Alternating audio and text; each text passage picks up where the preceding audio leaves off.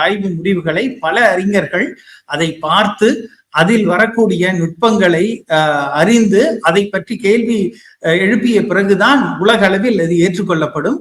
தற்பொழுது இவர்கள் இந்த தரவுகளை நுண்ணாய்வு செய்து கேம்பிரிட்ஜ் பல்கலைக்கழகத்திலிருந்து வந்துள்ள DK சக்கரவர்த்தி அவர்களும் இந்திய அரசு தொல்லியல் துறையின் மேனாள் தலைவர் ராகேஷ் இவர்கள் 7-8 காலக்கணிப்புகள் செய்துள்ளதன் அடிப்படையிலும் நிச்சயமாக இந்த புதிய முடிவுகள் என்பவை சிறப்பானவை என்றுதான் நாம் கருத வேண்டும். ஆனால் நமது பணி இத்துடன் நிறைவடைந்து விடவில்லை. இதை உலக அளவில் ஏற்றுக்கொள்ள செய்ய வேண்டுமெனில் இதை பற்றி நாம் கூடுதல் தகவல் சேகரிக்க வேண்டும். இருப்பினும் தற்பொழுதுள்ள இந்த அறிவை அவர்கள் உடனடியாக வெளியிடவில்லை. 2 ஆண்டு காலத்திற்கு மேலாக அவர்கள் கொஞ்சம் கொஞ்சமாக ஆய்வு தரவுகளை பெற்று அதை நுண்ணாய்வு செய்து ஒரு இறுதி நிலையில்தான் அந்த அறிவிப்புகளை இவர்கள் வெளியிட்டுள்ளார்கள்.